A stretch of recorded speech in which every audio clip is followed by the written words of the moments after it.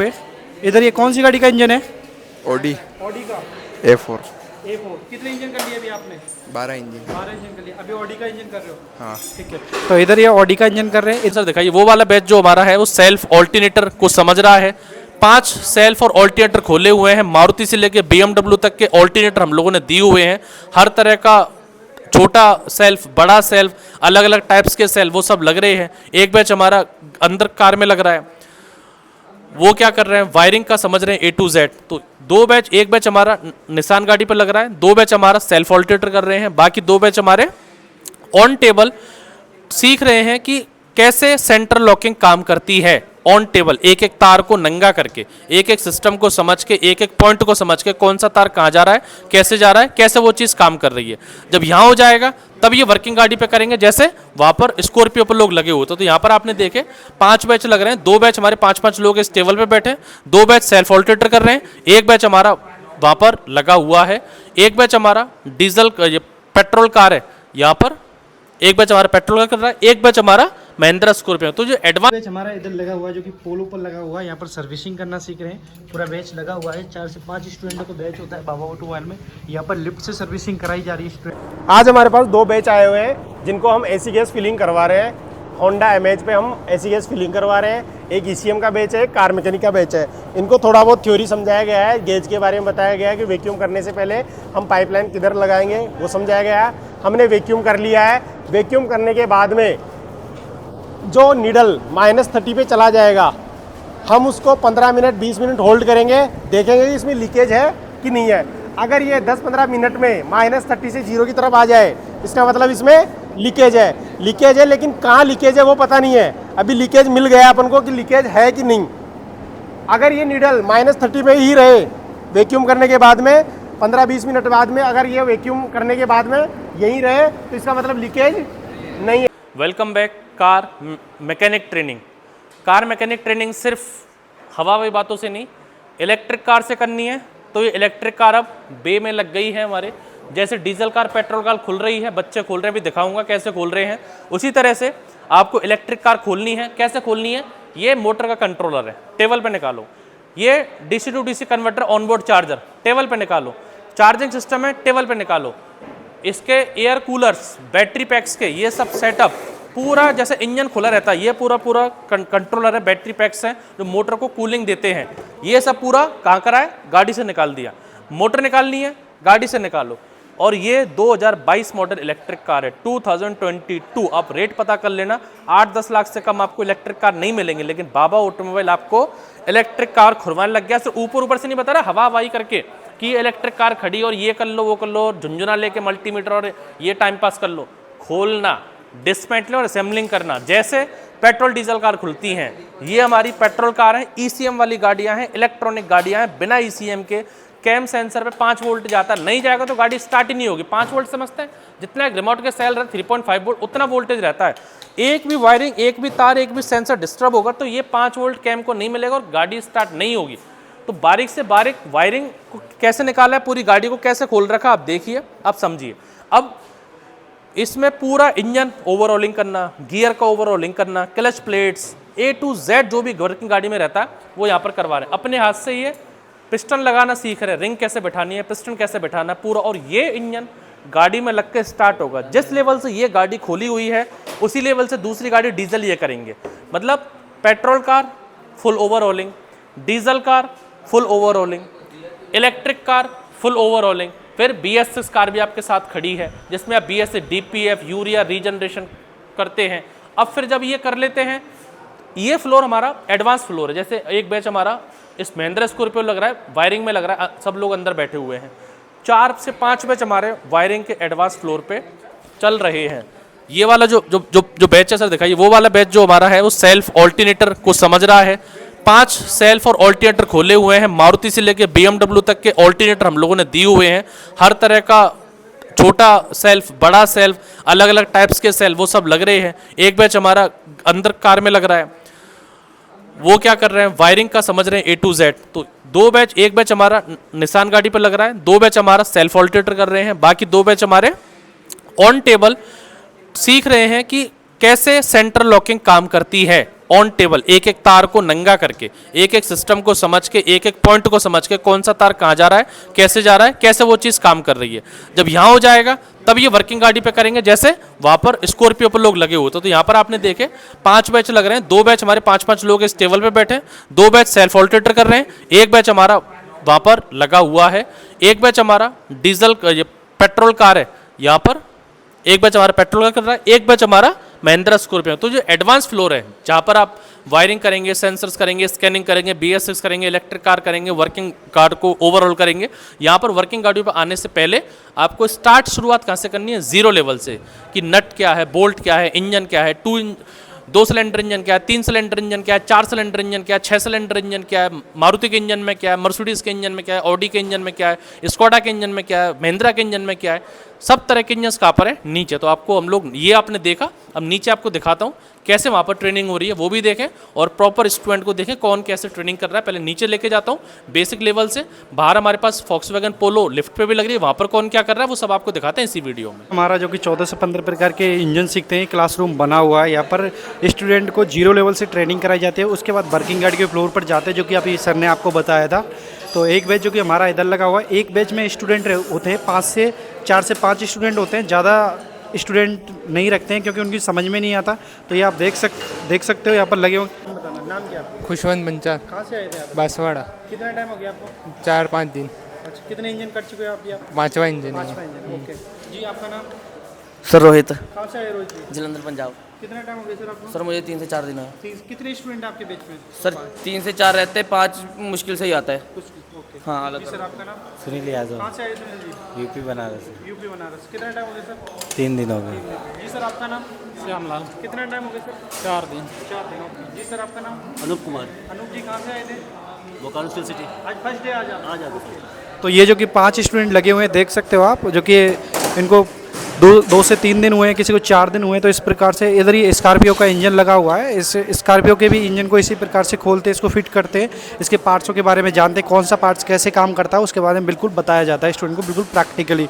एक बैच जो कि इधर लगा हुआ है, इस प्रकार से इंजनों को खोलते हैं। आप देख सकते हो किस प्रकार से अलग अलग पार्ट्स बिखेर रखा है स्टूडेंटों ने, और यहाँ पर सर इनको बता रहे हैं, देख सकते हो आप। सर क्या करा रहे हो? मैं टाइमिंग मिलाना सिखा रहा हूँ सर। कौन सी गाड़ी का इंजन है सर ये? बताओ कौन सी गाड़ी का है? ये स्विफ्ट डिजायर है। Swift Dzire. डीजल में? हाँ, डीजल नहीं, पेट्रोल है। पेट्रोल में जो कि स्विफ्ट डिजायर गाड़ी का इंजन, जो कि अभी टाइमिंग चेन मिलाना सिखा रहे हैं सर।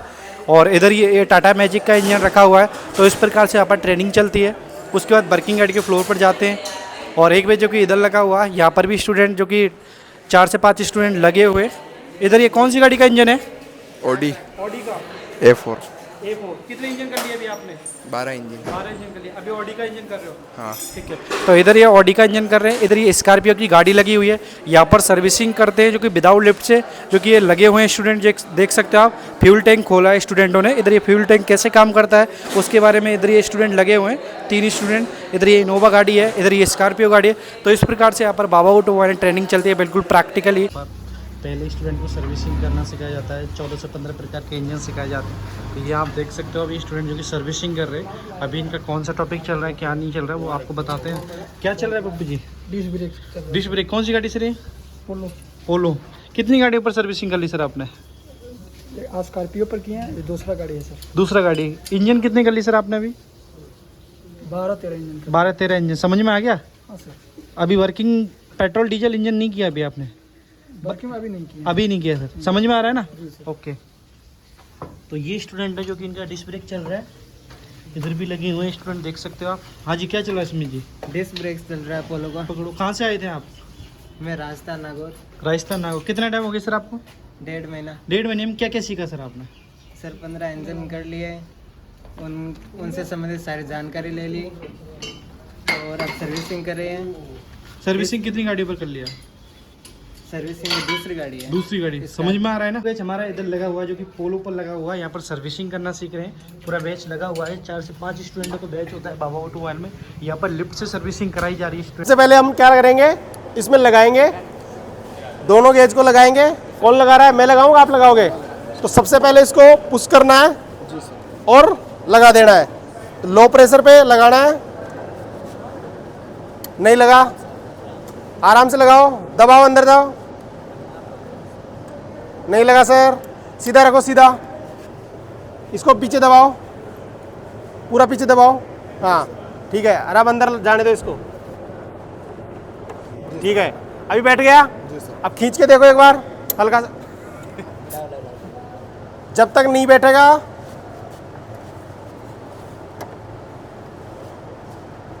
ठीक है, टाइट हो गया। ये भी लगाओ वैसे ही सेम। हाँ सर, आज हमारे पास 2 बैच आए हुए हैं जिनको हम एसी गैस फिलिंग करवा रहे हैं। होंडा एमएच पे हम एसी गैस फिलिंग करवा रहे हैं। एक ईसीएम का बैच है, एक कार मैकेनिक का बैच है। इनको थोड़ा बहुत थ्योरी समझाया गया है, गेज के बारे में बताया गया है कि वैक्यूम करने से पहले हम पाइपलाइन किधर लगाएंगे वो समझाया गया है।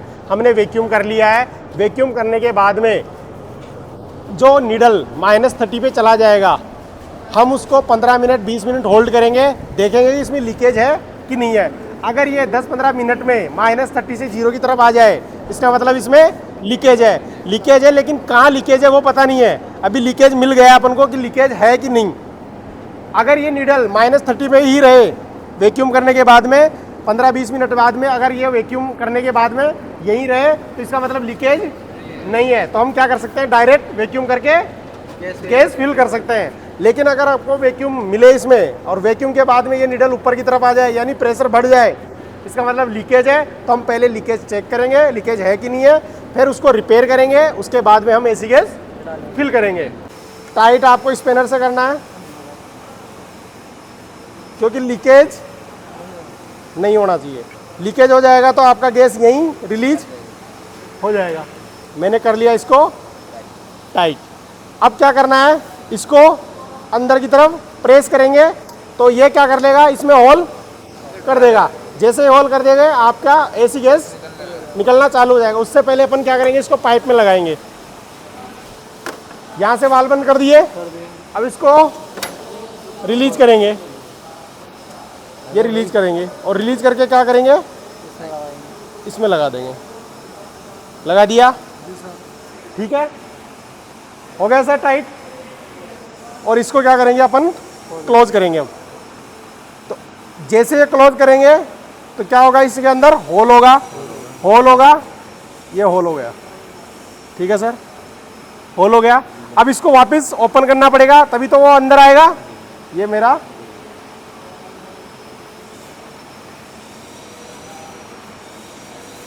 आज हमारे पास 2 बैच आए हुए हैं कार मैकेनिक के, जिनको हम डीपीएफ क्लीनिंग करना सिखाएंगे आज। डीपीएफ क्लीनिंग कब की जाती है, रीजनरेशन जब गाड़ी ले नहीं पाती, एक्टिव पैसिव, उसके बाद में हम क्लीनिंग करते हैं। क्लीनिंग के लिए हमको डीपीएफ खोलना पड़ता है, खोलने के बाद उसको क्लीन करना पड़ता है। अब क्लीनिंग के बहुत सारे मेथड है। आप चाहो तो क्लीनर से भी कर सकते हो, आप चाहो कि हीटिंग से करना है तो हीटिंग से कर सकते हो, आप चाहो एयर का प्रेशर देने के बाद में कर सकते हो तो उससे भी कर सकते हो। डिपेंड करता है कि आपके पास सोर्स क्या है। क्लीनिंग के बाद वो आपको रीजनरेशन करना है।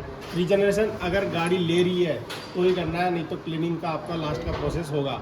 क्लीनिंग का मेथड आपको बता दिया जाएगा। क्लीनिंग के बाद वो आपको रीजनरेशन करना है।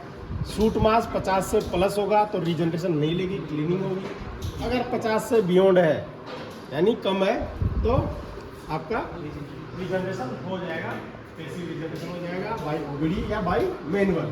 अगर गाड़ी में आपका स्पीड लॉक नहीं किया हुआ तो बाई मैनुअल हो जाएगा। अगर लॉक कर दिया है, लिंप मोड में गई हुई है गाड़ी, तो आपका बाई मैनुअल नहीं होगा, आपको बाई ओबीडी ही करना पड़ेगा। या फिर लास्ट ऑप्शन आपका फोर्स रीजनरेशन, जिसमें आपको क्लीनिंग करनी पड़ेगी। तो हमने डीपीएफ निकाल लिया है। अब इसके बारे में समझेंगे कि ये डीपीएफ होता क्या है, क्या इसमें पार्ट्स आते हैं, डीओसी क्या होता है, एससीआर क्या होता है, एलएनटी क्या होता है, इसमें टैंक कौन सा आता है, अमोनिया टैंक कौन सा है, यूरिया का डोजर का टैंक कौन सा है, डोजर कहाँ लगता है, वो सब इनको समझाया जाएगा। इसमें यहाँ पे टेम्परेचर सेंसर लगता है। जो एग्जॉस्ट का जो टेम्परेचर आता है उसको मेजर करने के लिए टेम्परेचर सेंसर लगाए जाते हैं। इसमें 2 टेम्परेचर सेंसर लगाए जाते हैं, फर्स्ट एंड सेकेंड, जो डीओसी के टेम्परेचर को मेजर करते हैं। और टेम्परेचर इसका कितना चलता है, जब आपका रीजनरेशन होता है तो 550 से 600 के बीच में चलता है। अब ये टेम्परेचर बढ़ेगा कैसे? ये बढ़ेगा सर पोस्ट इंजेक्शन से। आपकी गाड़ी में पहले से ही ECM को पोस्ट इंजेक्शन करवाया जाता है। अंदर क्या होता है, पहले इंजेक्शन हो रहा है जब आपका कंप्रेशन चल रहा है। कंप्रेशन के बाद में जैसे कंप्रेशन होता है तो कंप्रेशन के बाद में क्या होता है, आपका स्प्रे होता है, डीजल बर्निंग होती है। जैसे ही बर्निंग कंप्लीट होने वाली होती है फिर एक बार पोस्ट इंजेक्शन करवाया जाता है। उससे क्या होता है, आपकी गाड़ी का हीटिंग बढ़ता है और आपका एग्जॉस्ट का टेम्परेचर बढ़ जाता है। तो ऐसे करके हमारा प्रोसेस होता है रीजनरेशन का। उसके बाद में सेंसर आ जाते हैं और डोजर आ जाता है। ये आपका यूरिया का डोजर है। यूरिया के डोजर में एक तो यूरिया की लाइन होती है जो सीधा यूरिया टैंक से आती है। सेकंड लाइन होती है आपकी कूलेंट की। कूलेंट की लाइन क्यों आती है उस पर, ताकि मेरा डोजर चौक होने से बचे, क्योंकि यूरिया जब एनवायरनमेंट के कांटेक्ट में आता है तो वो क्या हो जाता है, जमने लग जाता है, तो वो जमने से रोकते रहता है। फिर आपका SCR आ जाता है। SCR पे दो सेंसर आते हैं, डिफरेंशियल प्रेशर सेंसर DPS, एक यहाँ पे लगता है और एक यहाँ पे लगता है। ये आपके सूट का कैलकुलेशन करते हैं कि कितना इसमें चौक है, उसके हिसाब से वो कैलकुलेशन कर लेता है कि इसमें कितना परसेंटेज या फिर कितने ग्राम सूट मास लगा हुआ है। यहाँ पे एक सेंसर लगता है O2 सेंसर। अब ये O2 सेंसर है। ये O2 सेंसर क्या करता है, अनबर्न ऑक्सीजन को मेजर करता है और ECM को सिग्नल देता है कि आपका बिना जला हुआ ऑक्सीजन बाहर एग्जॉस्ट में इतना परसेंटेज जा रहा है। तो ये ECM को सिग्नल देता है। ECM उसके हिसाब से क्या कर लेता है, एयर और फ्यूल का रेशियो सेट कर देता है।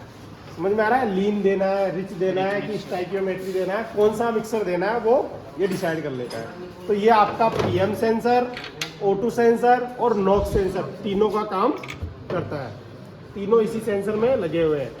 O2 सेंसर 2 भी आते हैं, 1 भी आता है। इस गाड़ी में 1 मिला है हमें, किसी किसी गाड़ी में 2 आते हैं, एक बिफोर DOC और एक आफ्टर SCR।